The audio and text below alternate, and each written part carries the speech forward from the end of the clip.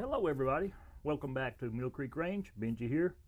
And yeah, on the description of the video, you did read correctly. I did buy a gun while I was in the UK. This was back in March of 2013. And I was teaching a training class there in the industry that I work in. And yeah, I got up, went to the class. Sometime during that morning, I got online during one of the breaks and looked online, and this company inside of Texas had a Para-Ordnance Warthog on sale. They had just, I think, 2 or 3 of them left inside of stock. Because Para-Ordnance had at that time done and went, well, not went out of business, but they were bought by Remington, I think American Arms or something.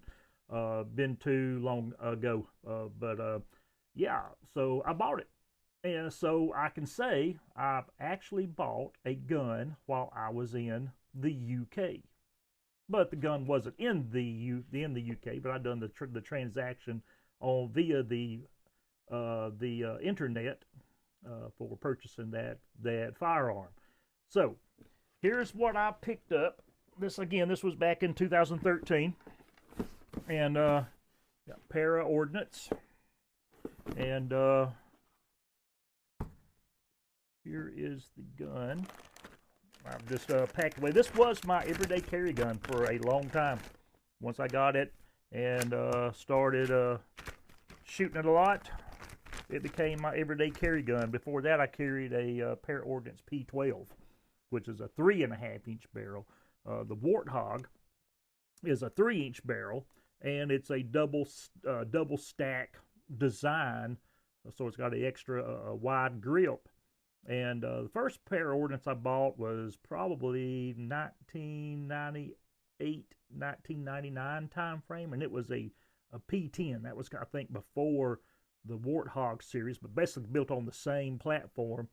But it had a Colt Mark V slide on. At that time, Para was a kit gun. You bought them; they were actually based out of Canada, and you bought the parts and you assembled them yourselves. And you could also, again, trick them out with different triggers, different 1911 base slides, sights, hammers, whatever. Okay, and then later on, they started actually producing entire guns, finished pistols, all on the 1911 platform. So yeah, so I found this one here and purchased it. So a few days later, after I got back from my trip inside of the UK, the Warthog arrived at my local FFL.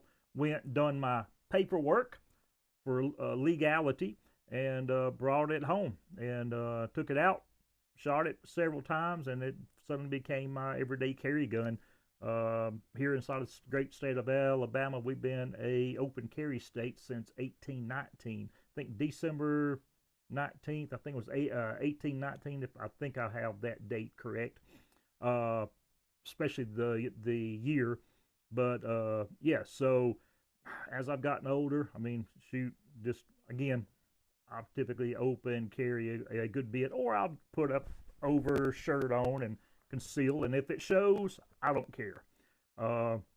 So, but that's a whole nother video there that I'm not going to get into right now.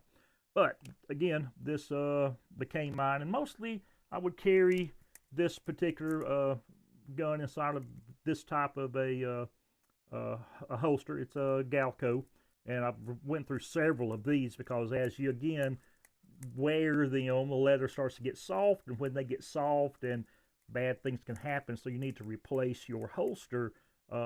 Typically, I would replace mine year and a half, maybe 2 years. It kind of depends on the use, and then also holsters become like purses for women.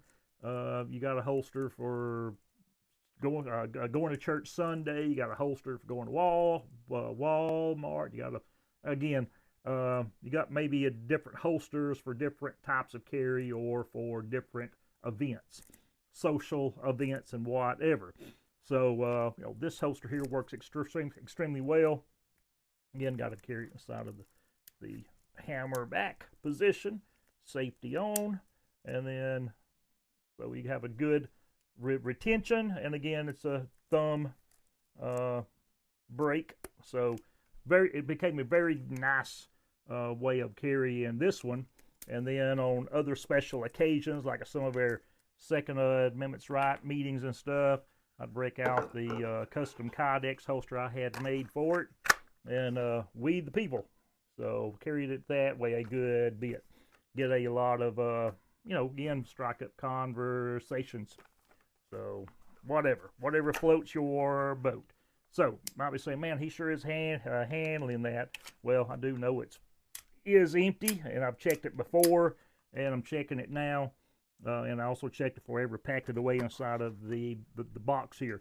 Now, one thing I did do up on this one here is after I purchased it, it had these type of little plastic grips, which of course made the hand around the grip a little bit easier because, again, they are a wide grip.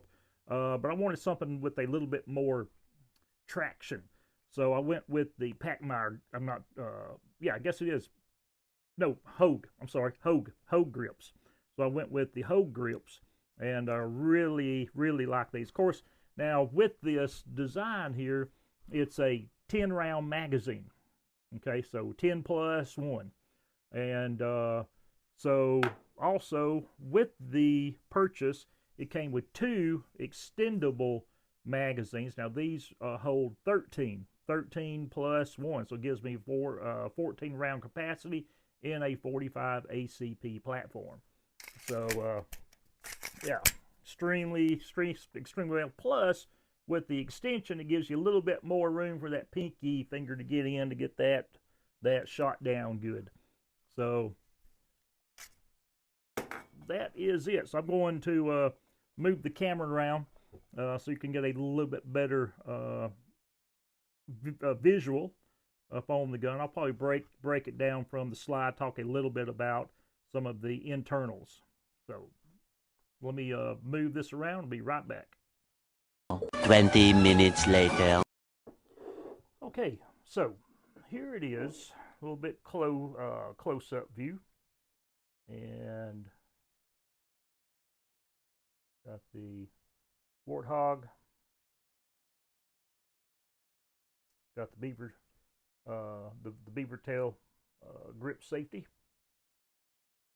So I like it. It's stainless steel with black accents. It's got nice sights. The front sight is a fiber optic, so very good, easy pickup. Fiber optic, it needs to be replaced. It's gotten, I'd say, the green doesn't illuminate like it used to. So I haven't carried this particular gun as a carry gun probably in about 3 years now. So moving the mag's empty. Again, back to verifying that it is, and I mean, man, this thing is stiff. I put a new spring guide system in it. It actually, I was out target practicing, and the original spring guide that came in, it actually failed. It actually broke.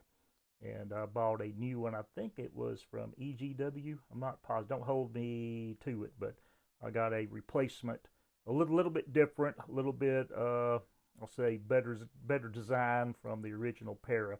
We'll see this here just here shortly. So hang on just a minute, because I'm having to work around this here camera stand. So see to get the out. Let's see, it's good.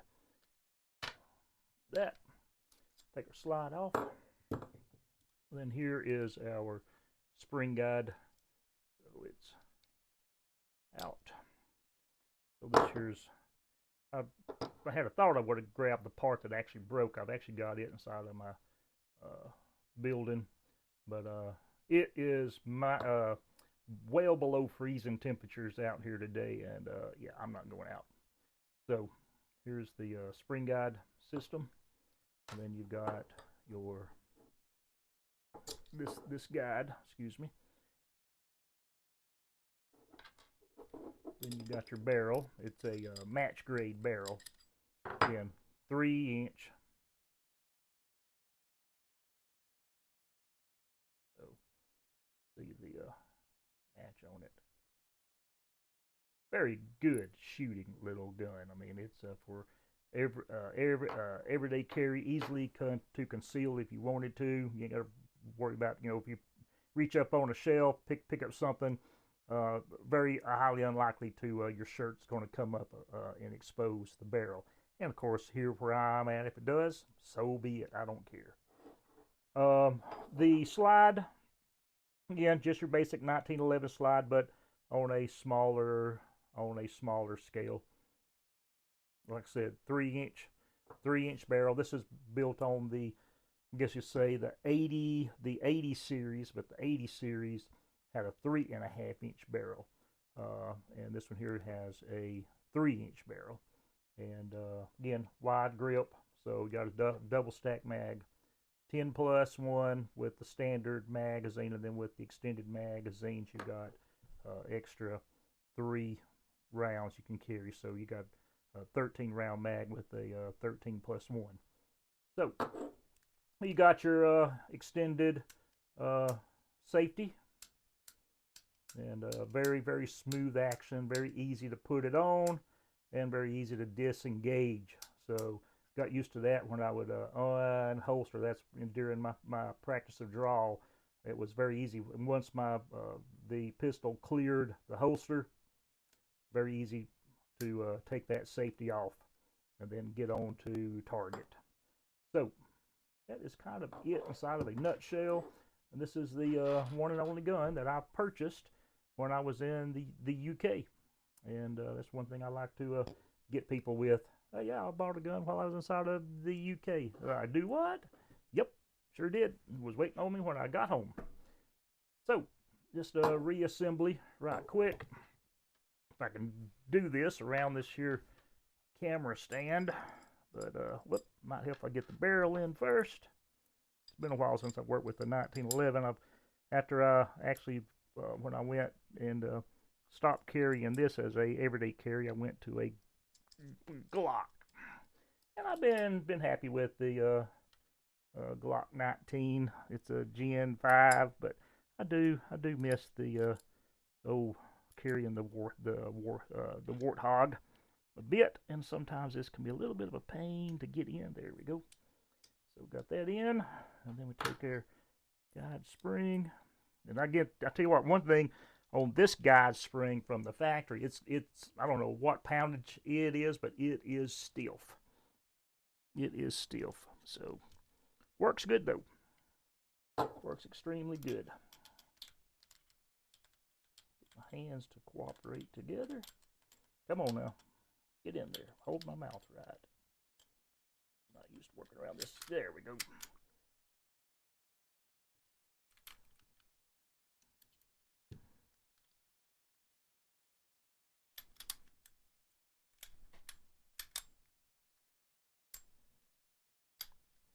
Put that on in. There we go. And then that's all ready. It's got a nice skeletonized hammer, and never had any problem with light hammer strikes. Got a skeletonized trigger, very nice trigger pull. So good shooting little gun. I will put some video up. I'm not going to go out, like I said, to shoot today because it is very frigid outside. We're not accustomed to this inside of north central Alabama. But yeah, I'll put some video up of some old video of me shooting, and we'll finish this one up here. So hope y'all have enjoyed this. I will probably do a video later on with shooting this 1911, and I've got a few other. I've actually owned 4 pair of ordinances. I've got 2 P12s. One of them's a stainless steel limited edition, And then I've got this Warthog, and then I've got a full-size 1911 Para-Ordnance Expert single stack, and they're all 4 inside a 45 ACP.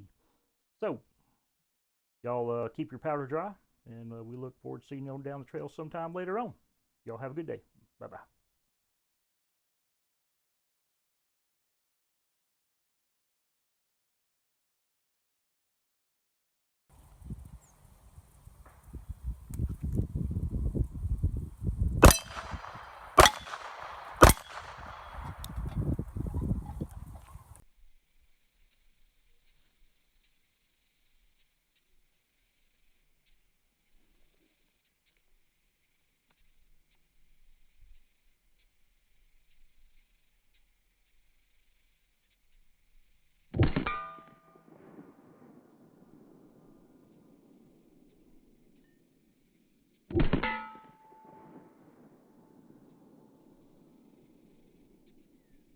You